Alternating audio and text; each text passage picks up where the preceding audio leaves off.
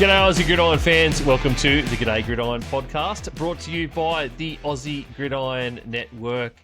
We are back this week to go through some quarterback rankings, do a little bit of talk on some quarterbacks for 2026. We'll also do a little bit of a wrap on the World Cup final, and then anything else that comes from our brains to our mouths and off to you. We'll probably chat about, because that's how we roll during the off season. Isaac, Brad, how you going, boys? We only a few weeks away from NFL football, Brad. Can you believe it? It's going to get here, faster than Tyreek Hill on a fly pattern. I'm going good. Thank you. Perfect, Brad. Oh, Jesus. Anyway, welcome to the show, everybody. Glad you tuned in for that. We are going to have a great show for you today, I promise you. We definitely are. We have totally lost the plot. It was so deep into the off season where you just can't function anymore. But here we are. And we're only a few episodes away from our annual divisional previews and our forecasts and our water bets. Brad, it's in the back of my brain, it's in the back of my mind, but we have a water bet to pay up before we do more water bets. Oh, help. I'm only constantly saying it because these two are going to remind us constantly. So haven't said it in a couple of weeks. No, I'm making sure that I'm the one that is going, I am fully aware that it's still going to happen. Yeah. Well, yeah. How do we do? We have to have video documentation of that, or are we going to live stream this? Preferably, just send me a video and we'll put it shirtless. Oh, they don't have to go shirtless, Brad. Nobody has to get nude on this program, thank you. We are trying to build a reputable YouTube audience. Yes, we are. There will be none of that. Thank you very much. And whilst, bring in the female whilst we're a long way from any kind of monetization, I don't think anybody needs to see my hairy nipples.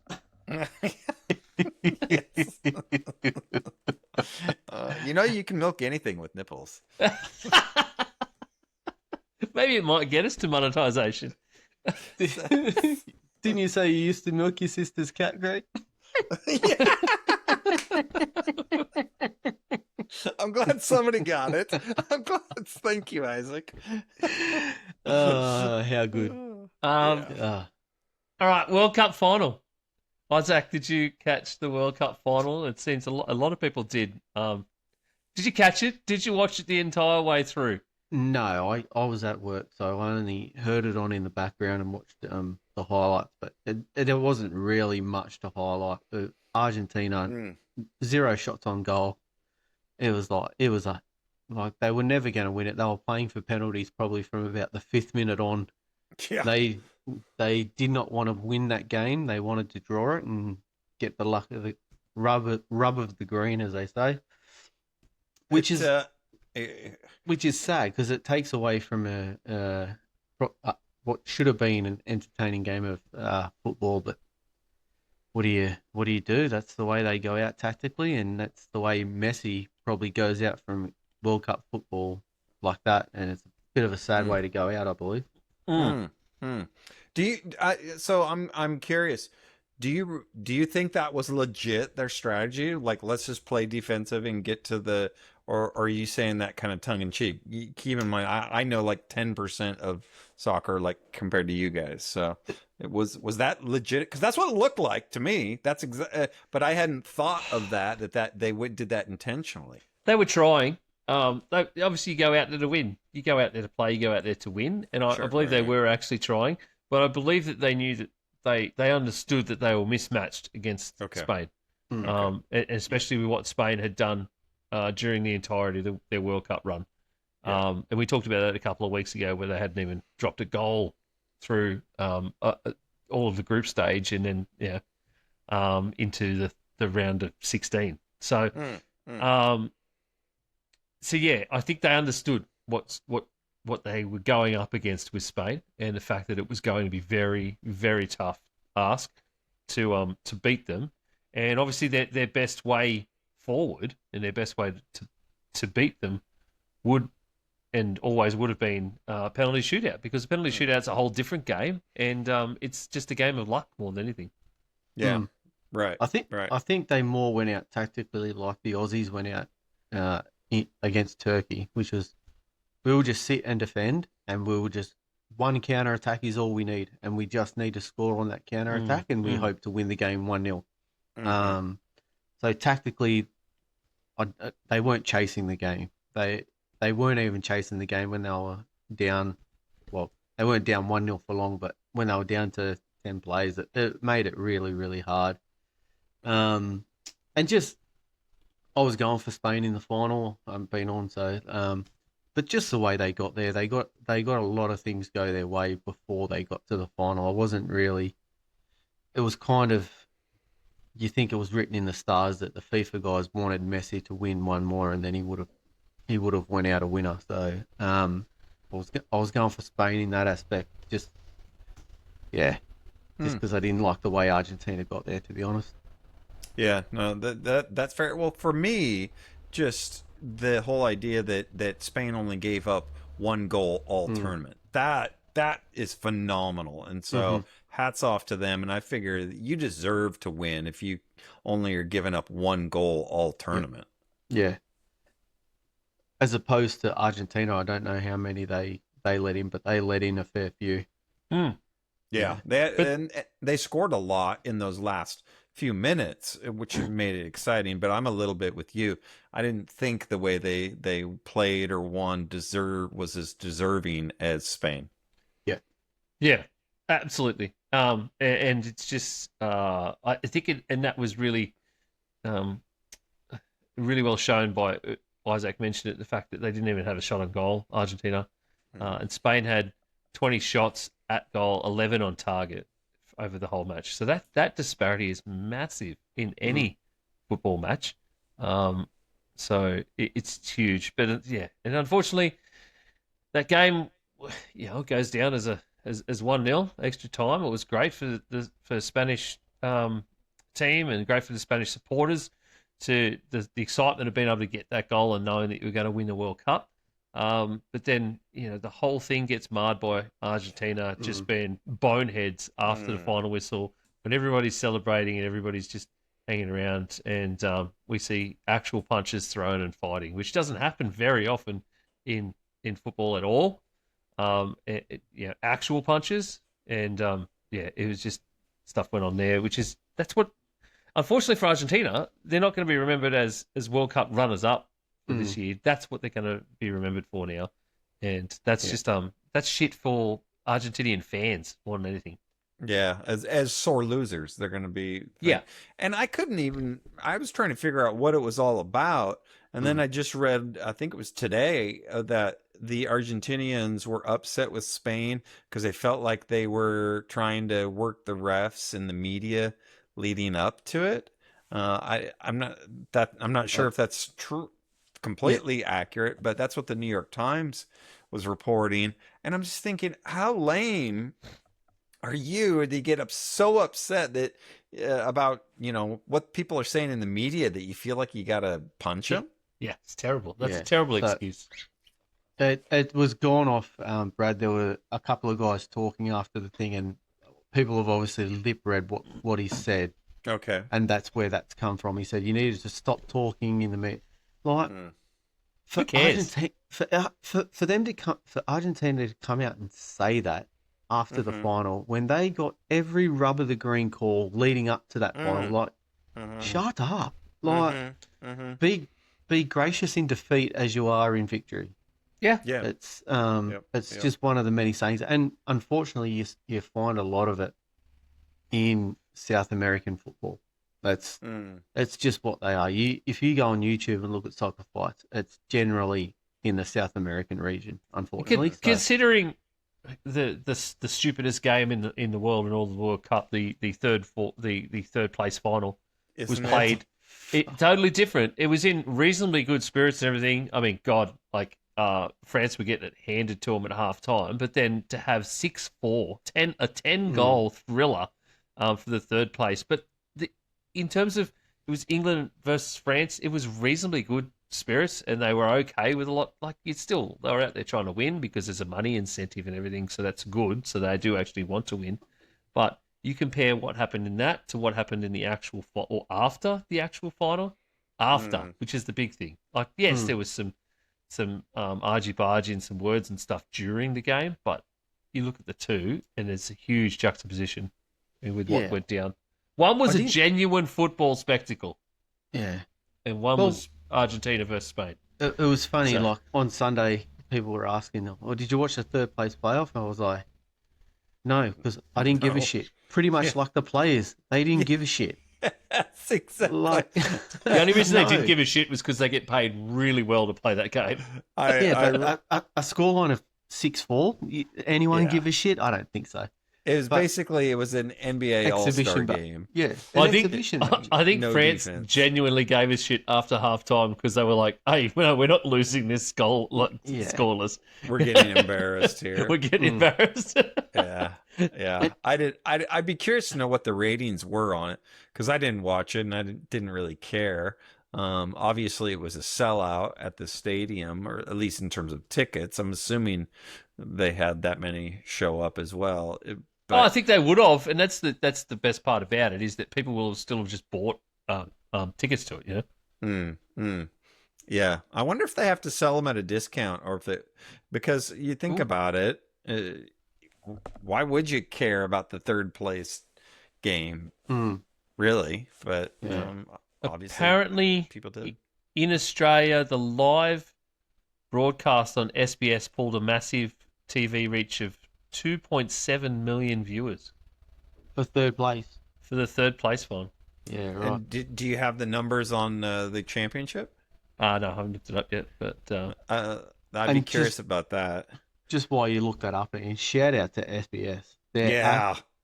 The coverage was just absolutely phenomenal all the way through. Always it is, shows and it's why so they good, should keep it. They should keep it. Please do not go to Channel 7 or really, really Channel impressed. 9. I did not have high expectations for SBS at all. I'll be honest with you. It's it's the equivalent of PBS, public broadcasting in America, and the idea of PBS doing the World Cup just sends shivers down my spine.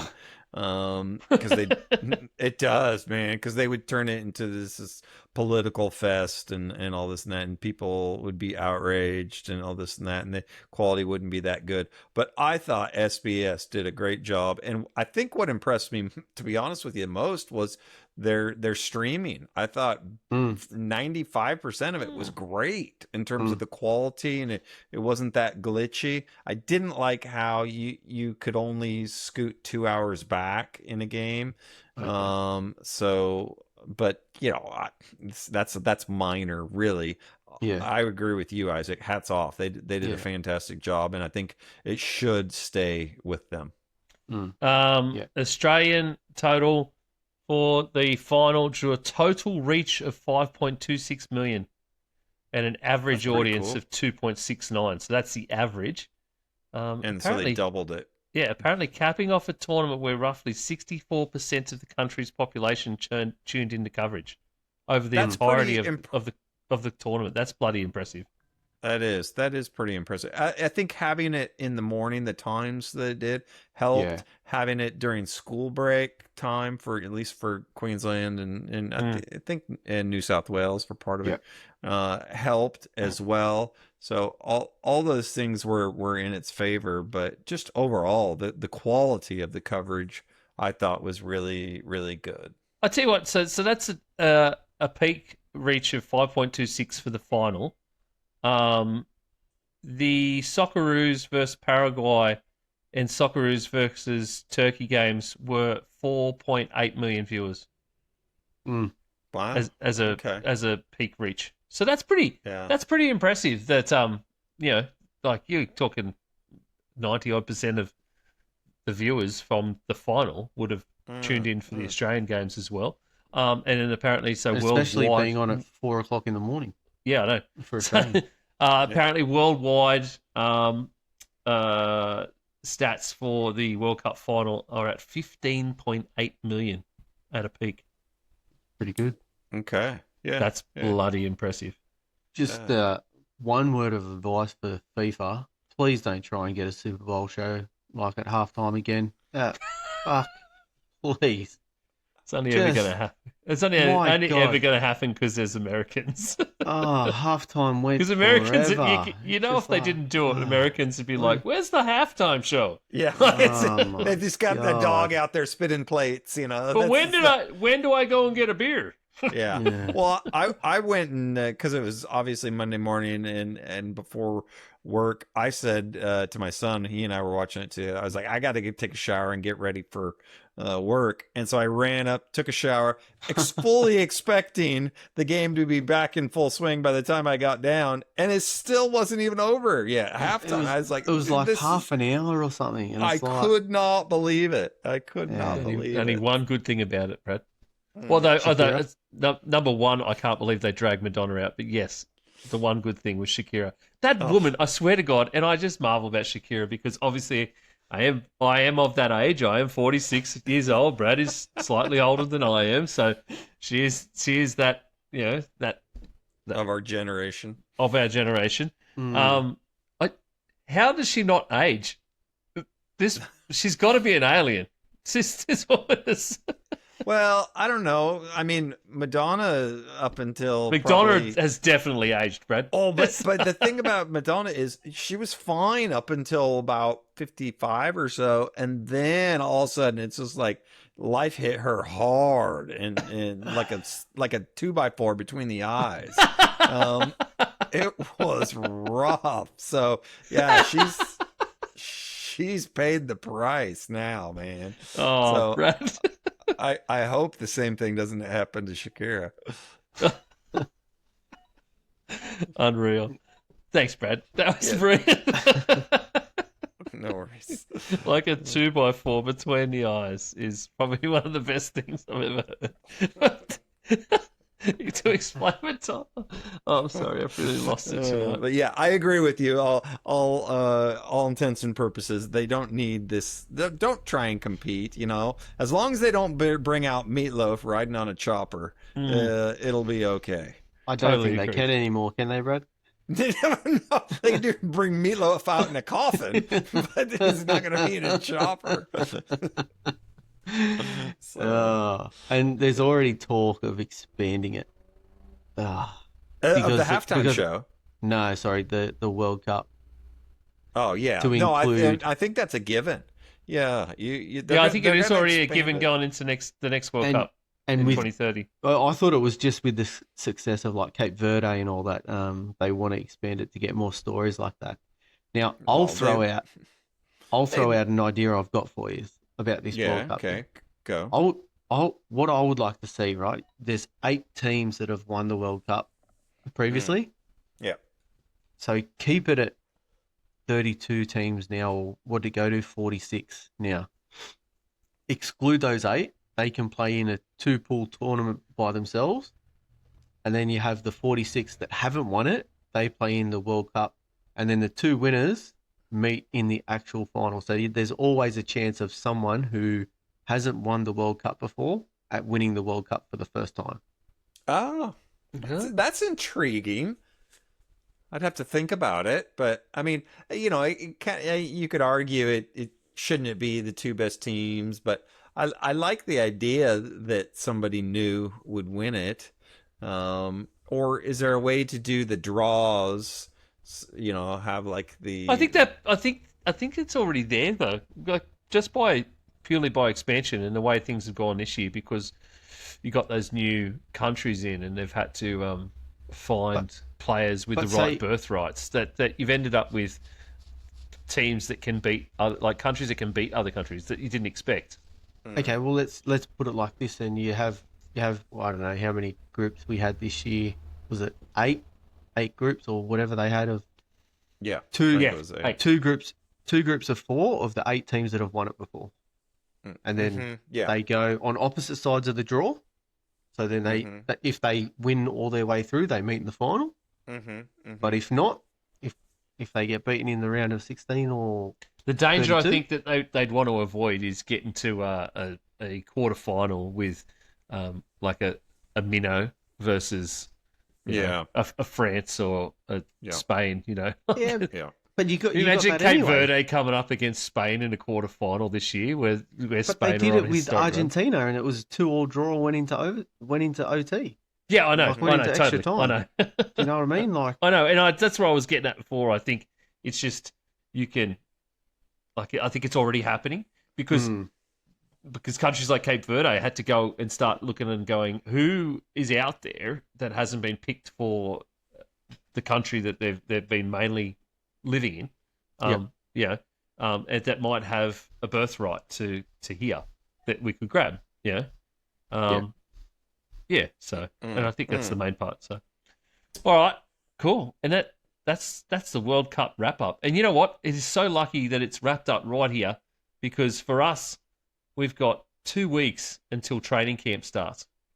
Yeah. So then we've got this 2-week block here where we had to think about something that we wanted to talk about, and then we've got training camp, which for us is August and signifies division preview month.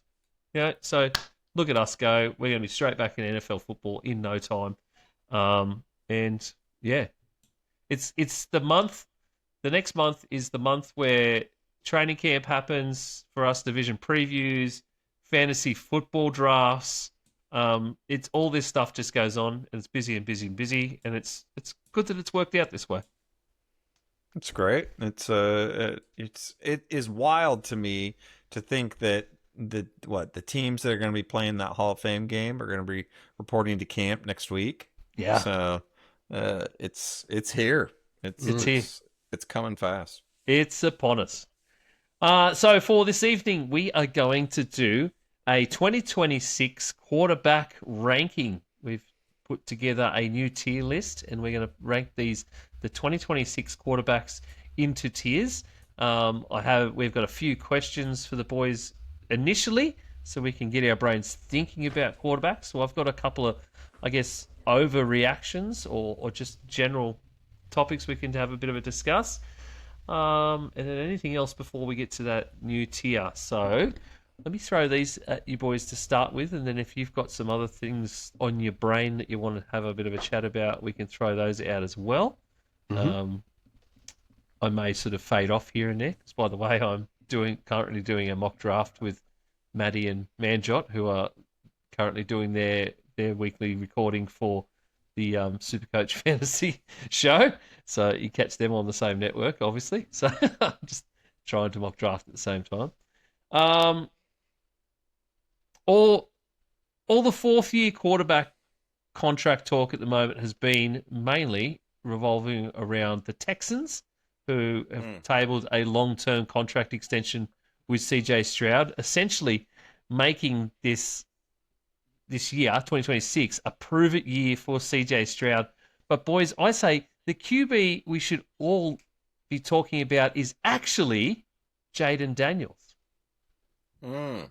Okay. In terms of, does he get an extension or not?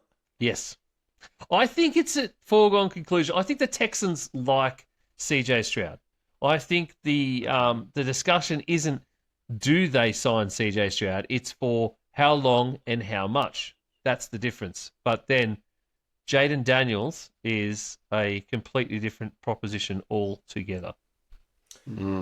Completely different. I think the question around Daniels has got to be health, because if he can, I'm going to state the obvious here, but if he can stay healthy, he's going to be a good solid quarterback. The thing that the question that needs to be answered is, can he do it without escaping the pocket so much? Because he led the league. Historically, he escaped the pocket more than any other quarterback ever. And we're talking in comparison, this is Michael Vick in his prime. So he escaped the pocket more than Vick ever did. And Vick ended up, getting hurt, and he had to evolve his game And I think Jaden Daniels has to do the same thing. He can't just rely on his legs. He's got to be able to develop into more of a pocket passer. I heard this morning on the football show on ESPN, R.I.P. Ryan Clark. He didn't die, but something about that later, Brad. I'll put that down for after these questions, by the way. Yeah, exactly. But it's they were talking about how he escaped the pocket on 14% of his dropbacks. So that's unheard of if you're scrambling 14% of the time. So he's got to adjust his game, and I think Washington knows that. So they're gonna not give him an extension right away. If I was Washington, I wouldn't. We've seen this story before. RG3. Like we have seen this story before. You need to have that prove it year. Daniels wasn't around much last year due to injury. Was it his rookie season where they went all the way through to the NFC Championship game? Yes. Yeah. And then he's had 2 very poor seasons, and he's actually only on a 4-year contract because he wasn't a first rounder. So he's actually only got a 4-year contract. Yep. Mm-hmm. So this year is actually his prove it year, and after the last 2 years, what do you do, Isaac? I don't re-sign him to the extension. Like it's fortunate for Washington that it's come out in the year that all these QB prospects are in the next year's draft. Mm-hmm. It's like, okay, you don't prove it this year, we may go ahead. If we don't have a good season, you may pick in the top 10 potentially. You can pick up another quarterback and you can let him go. Someone else can try and pick him up. If it's me, I wouldn't do it personally. That's me. But okay, also let me play devil's advocate. He gets them to the championship game as a rookie. When is it worth getting him on a cheaper deal now? Because if he has the prove it year, you're going to be paying premium prices. So is it worth taking a flyer and get in? If you say, get him at a $10 million discount, is that worth it instead of doing the prove it year? Because salary cap is king in a lot of these teams. I still say no. Okay. Just because of what can come at the end of next year. If you load all this money into him and you save 5 or 10 million a year, essentially you can sign him to. You're only saving 50 mil, where you can save a lot more on a new rookie deal. If it goes that way, you know what I mean. And if someone wants to pay premium for him, you may say, okay, you can take the risk. I don't want to. Yeah, correct. I think you table that. You basically let it go out there, and you table him an offer that is low. He's not going to attract the 50s. Yeah, okay. And maybe you give him another year, and it's going to be mid-20s. And you say that's what it's going to be, mate. And then, exactly as Isaac has said, is if someone comes along after that and then gives him a stellar offer, then you just say, okay, no worries. Yeah. Thanks for your service. Yeah. And I'm also under the impression that I would do the same with CJ Stroud in Houston. Like, they had an elite defense last year. They just couldn't score any points. He couldn't get Nick. He had Nico Collins, couldn't get him going. Like, you need to have a serious look of, because rookie and second year he was really good, but after that he hasn't had overly good season. Very true. All right.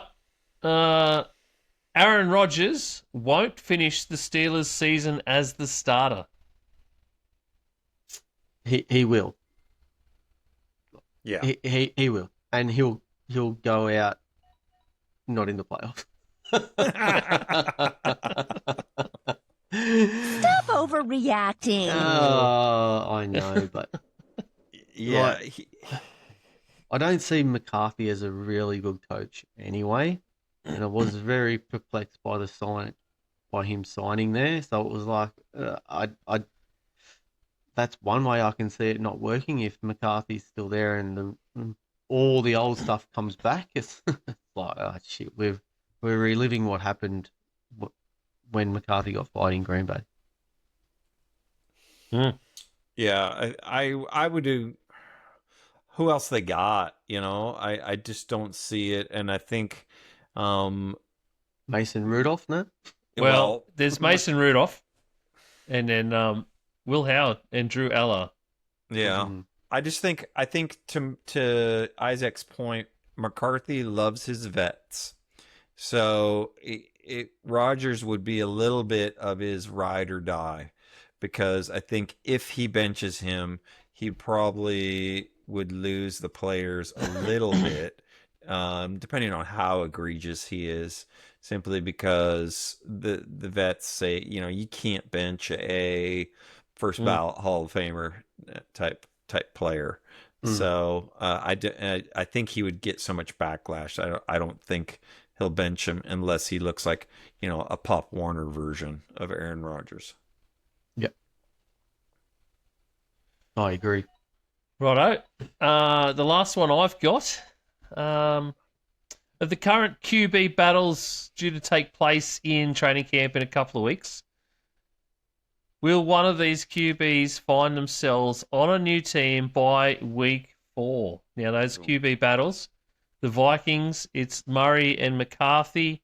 The Browns, it's Watson and Sanders. And then the Cardinals is Brissett and Minshew. So these are the ones that are open at the moment. The people or teams have openly said are going to be QB battles during camp. I don't see Arizona's moving that way, just because neither one is that great. So I think they're going to ride the hot hand, and then once the other one cools, then they'll go to and pick up the other one. So I don't think they know what they've got. And I think 2 is better than 1 in that sense. Yeah, I don't see any of them signing with other teams. The guys who lose out the battle. So I think McCarthy's going to lose it in Minnesota, and I don't think he's shown anything for other teams to go out and try and pick him up.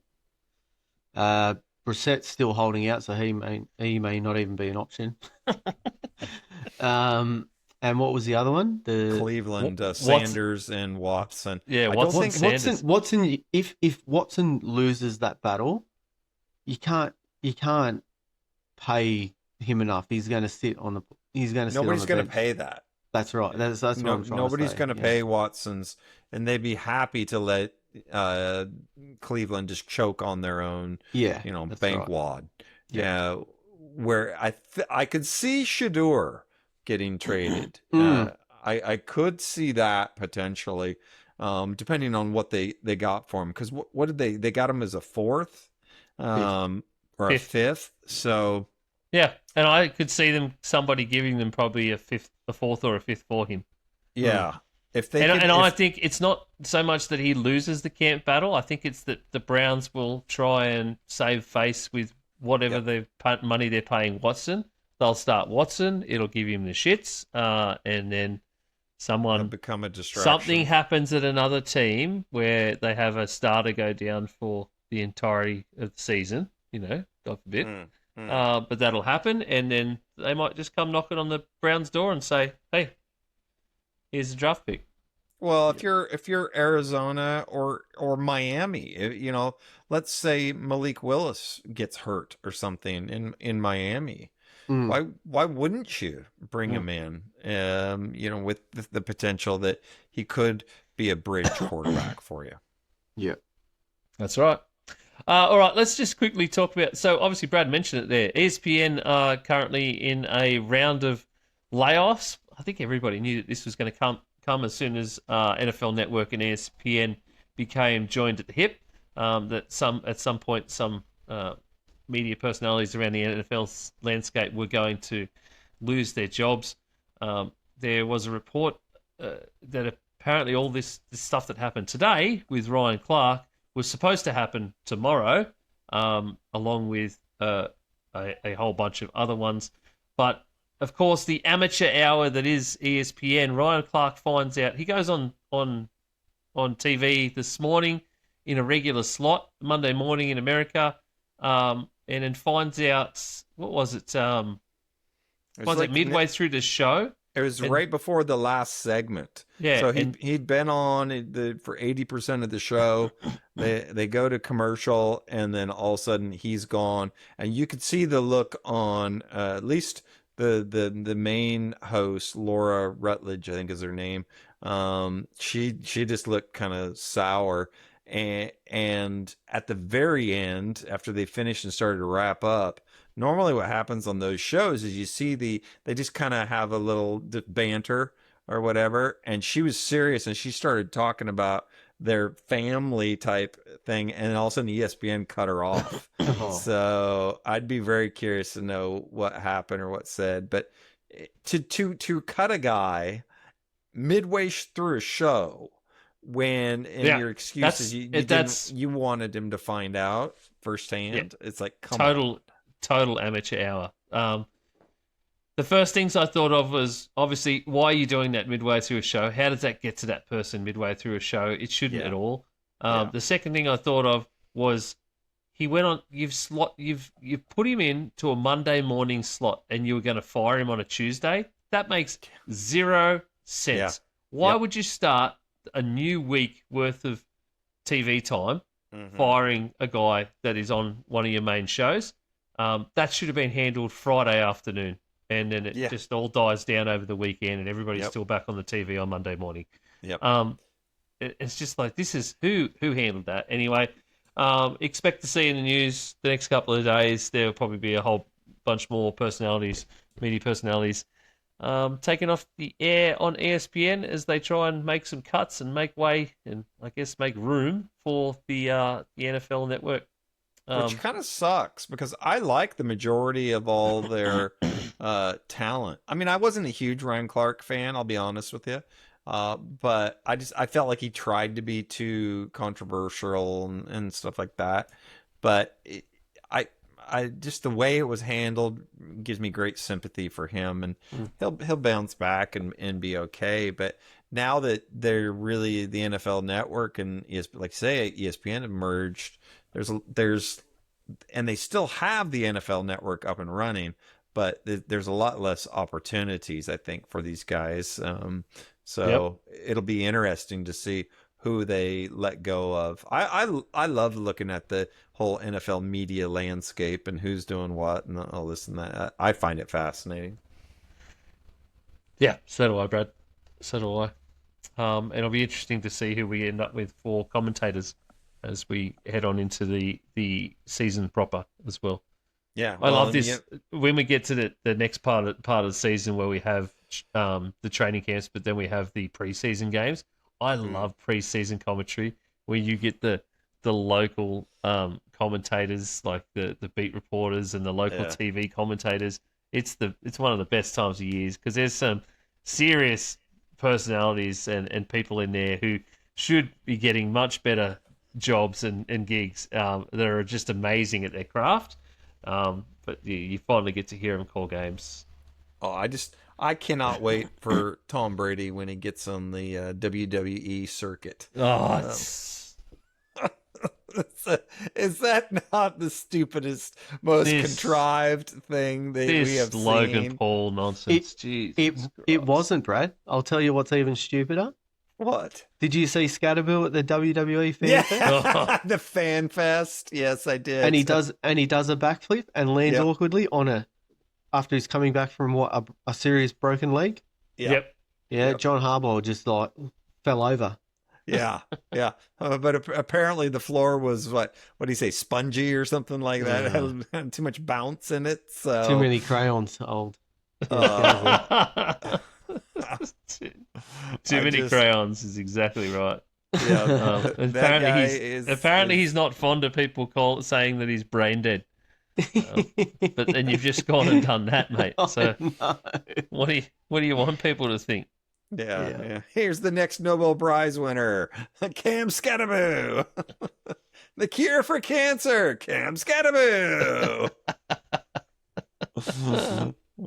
Yeah, I just don't know. It's he's a strange dude. He's an interesting take, and I give him props for just being him, but it's like, no, have some awareness, buddy. I know you're a young guy, but have some awareness. I've got a quarterback question for you. I was discussing this with a guy at work today. Is quarterback in an NFL football team the most important position in all of sports? It's certainly what they say. The most important in all of sports is an interesting one. I have tried to think of this a number of times of other sports where a single person is so important and so integral to the game itself. To be honest with you, the only other one that I can think of is two. You could argue starting pitcher on a baseball team, but they only play once every 5 days. Yeah, so I feel like that kind of disqualifies it. Yeah, that does, because they usually play things in threes, Brad, don't they? Or there's like 3 games in a row. Three to four. So there's usually 3 starting pitchers. Correct. Yeah, in rotation. Yeah, exactly. Well, no. There's 5 starting pitchers in a starting rotation. Yeah. So there's not. So that means there's 5 of them versus 1 quarterback. Correct. And then, but in terms of somebody who regularly, and I'll admit I don't have much experience firsthand with this, but everything I've read and seen, hockey goalie. If a hockey goalie is on fire, they can completely turn a series. And you've seen it in like the Stanley Cup, and it's happened before, where it's guys just get on a run. They're seeing everything in slow motion, and they turn it into a wall. I was also going to point out the other goalkeepers, the football goalkeepers. Okay. When you get your football goalkeeper, because there's one of them on a field. They generally are the only ones. They don't come off fields. And a good one can make or break a team. Yeah. But I'm trying to be devil's advocate, because my natural leaning is to say, yeah, quarterback is the most important position, bar none. I feel like it's the most intellectually taxing, and probably one of the most you have to be athletic with it. So it's I don't think any other position is as cerebral as a quarterback. Yeah. So I think that's very underrated. Fair enough. Great question. Righto. How about we do some quarterback rankings? Booyah. Let's do it, baby. Booyah, says Brad. Let's debut our new quarterback ranking tiers for this year. Now, we've come up with 6 tiers, and we've based them around and named them around quarterbacks, former quarterbacks. So at the very tippy top, we have the Montana Brady tier. Then we have the Warner Marinos. We have the Rivers Romo tier, and the Ryan McNabb tiers sitting right in the middle. Dilfer Fitzmagic just off the bottom, and of course the bottom, the sewer, the Ryan Leaf Jamarcus Russells. Brad, you've got a bit of an explanation about each of these tiers. You suggested these tier names to us, and we both love them. Can you give us a little bit of an explanation on these tier lists? Yeah. Well, first of all, I would just say, in my mind, the way I viewed these is, where are the quarterbacks right now? Not necessarily on the body as a whole. So I see it more as a snapshot, like at this point in time, not a full, picture album type thing. It's not from front to back. So newsflash for you: Aaron Rodgers is not going to be in the Montana Brady tier for this season. So I know that may break some hearts from people, but it's just the way it is. So the way I envision the tiers, and we can adjust if you guys disagree or what have you, but when it's in that Ryan Leaf, Jamarcus Russell, I see that, that's the abyss. But I also can kind of see it as the an unproven, or you've got some serious doubts in that kind of that reclamation project, maybe, and they're on their last leg. So that's where I see that very bottom one. You're right. They got one foot out the door almost, really. That Dilfer Fitzmagic tier, so in the tier 5 there, to me that's a little bit more of the Trent. This is Trent Dilfer wins the Super Bowl with arguably the best defense ever. They get rid of him the very next year for Elvis Gerbach. If Elvis Gerbach, anybody named Elvis is coming replacing you, you're not that great, even if you did win a Super Bowl. So to me, that tier is the whole idea of just don't lose it for us. Let everything else do the driving. The roster is going to take care of itself. You just can't lose it for us. It's the quintessential game manager. The next tier up, the 4th tier, is the Donovan McNabb, Ryan's tier, in the sense of Matt Ryan, is that, yeah, he's good, but is he actually the answer? That type of thing. The next tier, I would say, in the Rivers Romo, I was trying to be kind to my boy Romo here, but I would say that's your legit franchise quarterback. He'll get you to January, but he can't break through it, or he doesn't break through that tier. The second tier is Kurt Warner, Dan Marino. They're elite. You know that. They're great. That's not being questioned, but they haven't crossed that final line. They haven't won that ring. They haven't just done it all. They've done everything but get that trophy, maybe. And then, of course, the last tier, the number 1 tier, is that Montana Brady, the GOATs. If you got a game on the line, who are you going to hand it to? You're going to give it to these guys, and you're going to say, go do it for me. So that's the way I kind of envision those tiers. Completely agree. Fantastic. Excellent. Loved it. Cool. The minute you sent it through, loved it. Righto. We've got our quarterbacks here. I have thrown some interesting ones at you boys because I haven't just included all 32 starters. There's some guys in here that are vying for starting jobs. So I thought it might be fun just to see where they land in those rankings. So we might be able to see where a couple of those ones that are in quarterback battles during, in inverted commas, obviously, during training camp, might be where the disparity might be between the two quarterbacks. How about we start out with the obvious thing? Like, who in your mind, Isaac, is in that Montana Brady tiers? Let's get rid of the elite guys first. All right. So you got Matt Stafford. For me, this is Matt Stafford, Josh Allen, Lamar Jackson, Patrick Mahomes. Brad? I have less. Right. I have Patrick Mahomes, and Patrick Mahomes. So it goes back to, I can see an argument for Josh Allen. Okay, I get that. The only thing I would argue, and the only knock, and I'm nitpicking here, but has he done it? He hasn't even been to the Super Bowl. He hasn't even been able to get to the Super Bowl. So that's my only knock on why I wouldn't put him there. I can see that, but then I would make that counter argument, that exact same argument in reverse for Matthew Stafford, Brad. Yeah, I was just thinking that as you said it. I would say Matthew Stafford, I would put him equal with Patrick Mahomes, if not a step ahead right now. Yes, Mahomes has more Super Bowls, but but Stafford, if for want of better teams, would already have, and if this year goes anyway like it should, he will have another Super Bowl ring. I'm okay with Stafford. To me, Stafford is one of those on the fence. Here, let me throw out another name that's controversial that I thought you could make an argument potentially in Don't do it. this. Don't do it.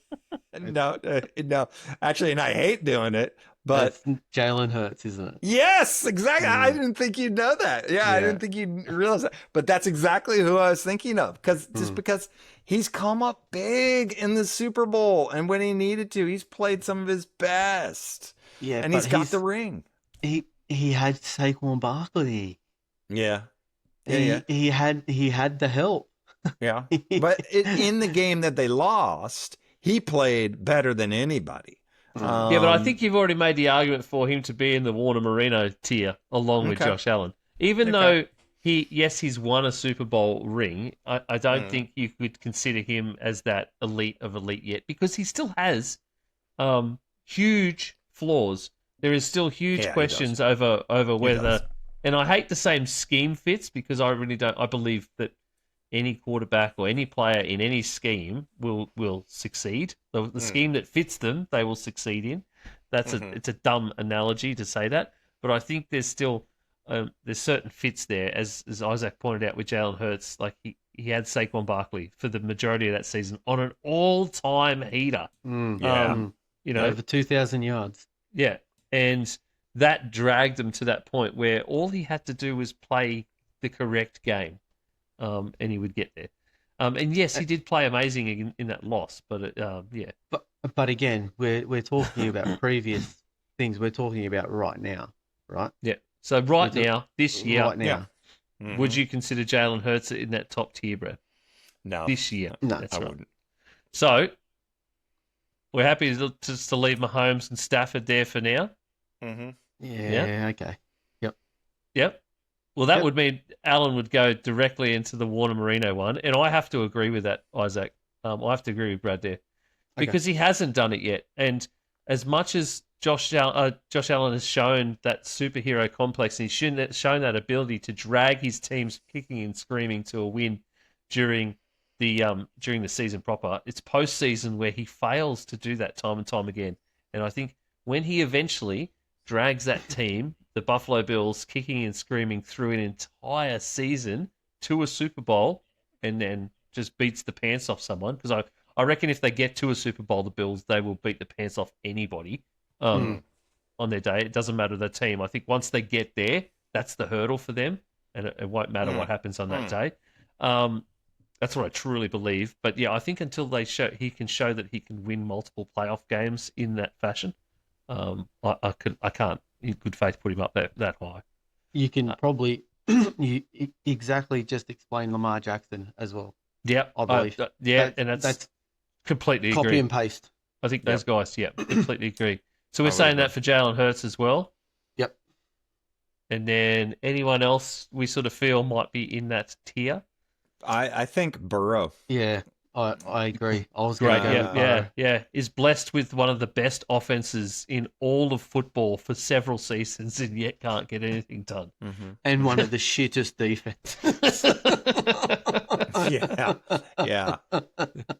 Now let me throw a name at you in this tier potentially that I think is on the fence. Can I try and guess it again? Yeah. Let's have a look, see who's there. Let me go with Justin Herbert. No, I was gonna go Drake May. Oh no. So I mean, to me, it's a fence sitter in the sense of this guy finished second in the MVP. He gets his team to the Super Bowl. He's still what is he? Only in his third year now, coming into his third year. So to me, he's on that cusp of getting into that category. See, he was second in MVP with the easiest schedule last year. Yeah. I get stuck on just that easy schedule. You have to look at it. Maybe next year, if he plays well this year, I would say yes. But at the moment, I'm still stuck on the easy schedule. That it was the easiest schedule in the NFL last year. by far. Yeah. Mm. And this year it's going to be a much more challenging schedule, and so I'm okay with that. If we waited, and I could see the argument for if he needs one more year. Yeah. And my argument for this one would probably be, do you want to try and guess it, anyone? That Go on. should be in here. That could potentially be in there that we need to discuss. In this tier, I would say, are you thinking golf? No. Dak Prescott. No. Baker. No. I'll make that argument, Brad. Thank you. I'm thinking of Darnold. You look at him when he was at Minnesota. Wow. He 14-win season, and what did he come back and do last season? They had Wins the another Super Bowl. 14-win season and wins the Super Bowl. Like, why would he not rank up there with those guys? Okay. That's I think it's a body of work thing, but I get we're talking about this year. we're talking. we're talking. as of We're right talking now. specifically about this. The body year. of work makes me nervous, but Mm. we're talking about specifically this year. So Is he's he- going to is be he- on that Seahawks team. Is that Seahawks team going to be as good, as elite as it was last season? I think all signs are feel pointing like to yes. I feel like you need one more year. It's the same argument as May. Okay. I think they both belong in that Rivers Romo category, to be honest. I And we would could say- probably I start think so. slotting them in. We could start slotting some guys in there as well while we're here. Okay. So I think Drake May and Sam Darnold would belong there. Yep. We're happy with that. Yeah.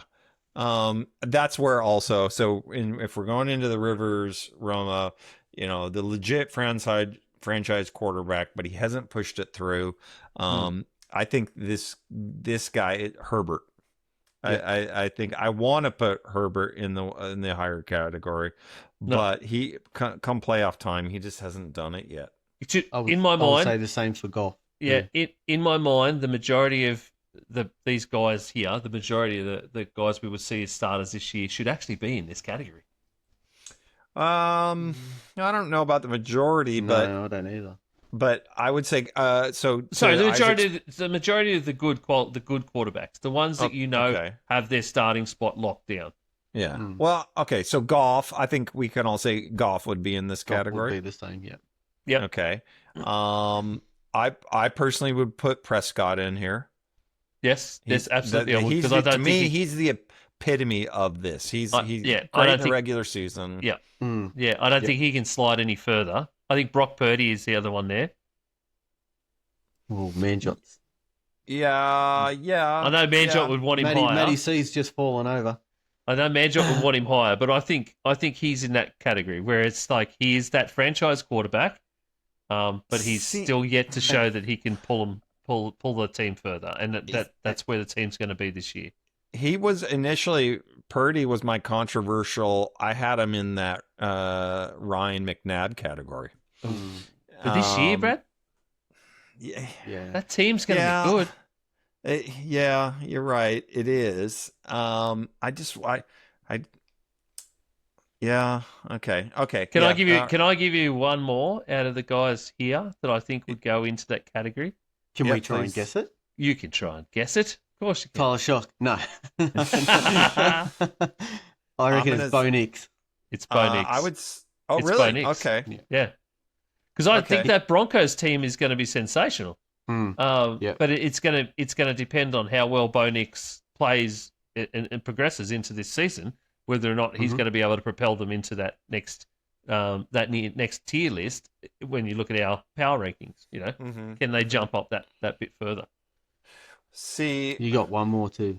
The maybe interesting exercise I just came up with in my head now is to, once we finish these, is to compare the power rankings list with this tier list. I personally would put Jordan Love in this category. Oh. I think he's a franchise quarterback. I do. I haven't seen enough from him yet. He gets into the wild card, and that's it. Yeah. Okay. I would have Caleb Williams, in this category. No, I would not have Caleb Williams yet. What? in this category. No, I in wouldn't the either. Rivers Romo. What? I wouldn't. Yeah. Oh, Yeah, okay. but you obviously would, Isaac. Yeah, easy. I was even thinking the one above as well. Oh, wow. Okay. I don't know if I'd go that high. What about Lawrence? No, I think he had the good year last year, but to me, there's too many question marks, and I don't have the faith in him yet. To me, I think that category, the Rivers Romo category, is about full.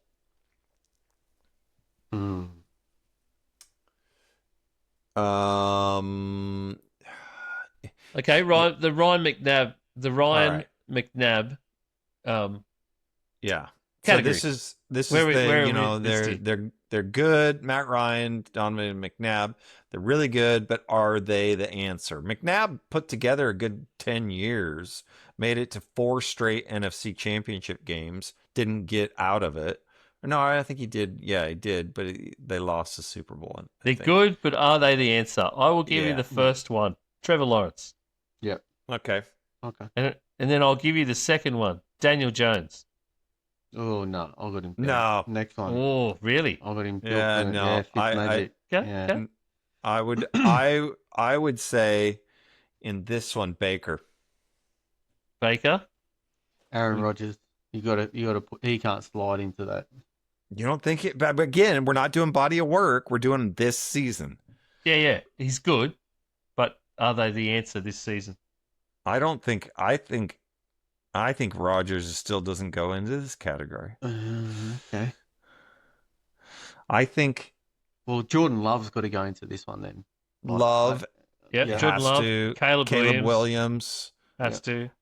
has to. Bryce Young's probably another one that you look at that and say, is he the answer this season? Because he's in that contract year. Because I think they really like him. Okay. I okay. Yeah. To me, there's still a lot of question marks around him, but I see that. But if you're going to put Bryce Young there, do you put Michael Penix there? Well, I think you have to put CJ Stroud and Bryce Young together. Yeah. Stroud, Okay. and with Daniels as well, Jane Daniels. Yes, Daniels. And yeah, we talked about him earlier. It's those three. Yeah. I think they have to be. They're intrinsically linked Lumped together. God, I love using that word. Yeah, they're good, but are they the answer? Yeah. My What's question? our next? What's the deal for Fitzmagic one, Brad? What's that one? That's the more. Just don't lose it for us. Yeah, you just don't lose it. The rest of the roster is driving it. Okay. So they're good. Are they the answer? And I'm just looking. Obviously, Jacoby Brissett, no. Kirk Cousins, no. Jackson Dart, we can't. Not yet. Oh, Yeah, I would say not yet. I think Dart is not in the Ryan McNabb. So I'm surprised you guys wouldn't want to put Daniel Jones in that category. Yeah, Because they gave him a contract too. They did. 2 years though. They didn't go for him for the full 5. No, they said give us another 2 good years. We'll see what you like in 2 years. I feel like he kind of won that job by default, and then he was just asked to manage the Colts, not really lead them or win it. They won it with the ground game. Jonathan Taylor, yeah. Yeah.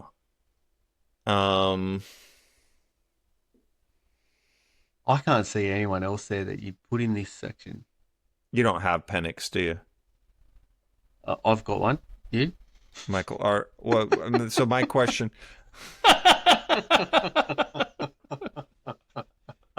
I got it, Brad. I got it, Isaac. Jeez. Thank you. Good one. Do you put where? Because I think Penix is right there with Stroud and Bryce Young. I don't even think he wins the battle.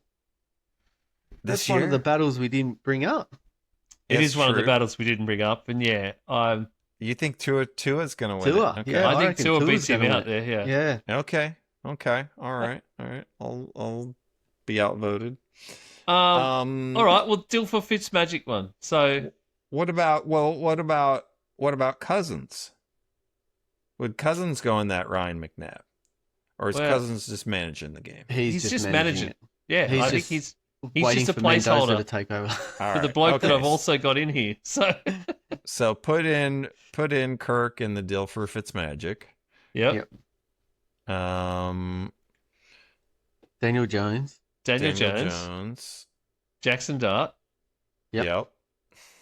Tyler Shuck. Shuck. Yep. Geno Smith. Yeah. Nah, he's got to go underneath that. Really? You think so? No. Yeah. No. No. Yes. No. Yes. Right, Tua. Again, he's still below that, I reckon. This is guys that are sending out like Cam Ward, yes.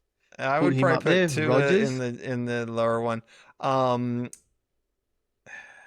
Okay, Aaron sorry. Rodgers. You got to put Rodgers in that Dilfer Fitzmagic. Yeah, so sorry. So they're good, but are they the answer? Is that right? No. What's the Dilfer Fitzmagic one again? This is more just don't lose it for us. Right, just don't lose it for us. Kyler Murray. Yeah. Just don't lose it for us. Yeah, except I feel like he's a little bit got one leg out the door. That's essentially what they signed him for, Brad. Okay. Just don't lose it for us. Cam Ward is another one. Yep. Yep. Yeah, I would agree with that. He's kind of that. And that's all. Do you I put got. JJ in there? No, JJ's in the bottom. JJ's there. McCarthy. Yeah. Oh, jeez. Yeah. Yes. Okay. Because this is the Vikings. This is what's happened with the Vikings. Is they got the opportunity to sign Kyler Murray for absolutely nothing, and he has far more talent than JJ McCarthy. And essentially, they're saying to him, "We're going to give you the keys to the car, just don't crash it, because the kid already has." Yeah, you know what I mean. So that's what they're saying, and they're like, "If you crash it, we have to go back to him, and that's no skin off our nose because we're not paying you anything." So what was the Leaf? That's basically like, I said the Abyss, reclamation projects, people that they've quietly given up on, kind of 1 foot out the door. All right, so there's Geno Smith, Tua Tagovailoa, Malik Willis, Gardner Minshew, Jacoby Brissett. Now, I think Penix is. I think he's got to be in the Dilfer Fitzmagic. I think so too. I don't think Penix fits down there because I don't think he's the 1 foot out the door kind of. He hasn't played now. They're still high on him. He's not playing. But by the same token, I don't think you can put Fernando Mendoza or Shedeur Sanders in that bottom one either. I think you Why could not? put They're Shedeur. unproven. Mendoza is unproven in the NFL. Yeah, he is proven in college. I would agree with Isaac. He is. This is why I put these guys in here because I thought it'd be interesting to see where they sat with their. We're having a good discussion about it. I think. Okay. I think Shedeur, you got to put him in there because the perception around the league. Well, then I agree with Michael Penix then as well. Yeah. Okay. Because they have he had what 5 good games I think at the end 2 seasons ago when he came in. Look at that. It was 5. So anybody there, have a look at those tiers we've got there. And of course, I didn't mention it earlier, but go to youtube.com and search for G'day Gridiron, and you can follow along with us as we're doing these tiers visually. So go to those tiers, boys. Have a look at those. Is there anybody in there that you would, now we've put them all together, that you would want to change? From the discussion we've just had. Is there anybody that we have put too high or too low? Genuinely. Yeah. I'm not sold yet on Bo Nix being that high, personally. I get it. I'm on the fence, but if it was me, I'd swap Love and Nix. I don't think so. Love is massively unproven. He hasn't had a wide receiver to throw to in his entire career. They all left with Aaron Rodgers. So, but Bo Nix last year was, there were games where he was a game manager, but there were other games where he was sensational. He was wire to wire. And if it wasn't for the injury, that freak injury at a point in time when he shouldn't have even been on the field, they would have been in the Super Bowl. Yeah. So, did you purposely make Kyler Murray that small, Ian, for purposes of this, or was that just the photo you hooked up? That was just when he was in year 9 on the year 9 team. So there are a lot of these pictures I've taken from either PFF or ESPN. When I googled them, that's where they came from. Some of them are absolute garbage quality because of the way ESPN sets their image parameters. And Kyler Murray's was one of those, and it just worked out that it looked the best when he was that small. So yes, I purposely made him that much smaller than everybody else. Okay. And I was hoping that you would get the joke, to be honest. So. I love the fact that Mendoza is the only one in like a Mormon missionary. Oh, because they haven't. Nobody has taken a decent, like actual, like a corporate style team headshot of Fernando Mendoza yet. Yeah. There's none of them out there. They're just they're edited pictures of his college stuff to put the black and silver on it. And that's it. So that's a college picture of Mendoza. And then we've got 1970s U.S. Gardner Minshew posing as Jesus. That's how Gardner Minshew genuinely looks now. Doesn't he look like a Karen? He's had that same look since the Chiefs days. So that's where he was at the last time he was on the Chiefs, and now obviously he's over at the Cardinals. That's what he Forget looked like. Trevor Lawrence. He is touchdown Jesus. Look at that hair. Gardner Minshew, if you're listening, can you just give us I'd like to speak to the manager?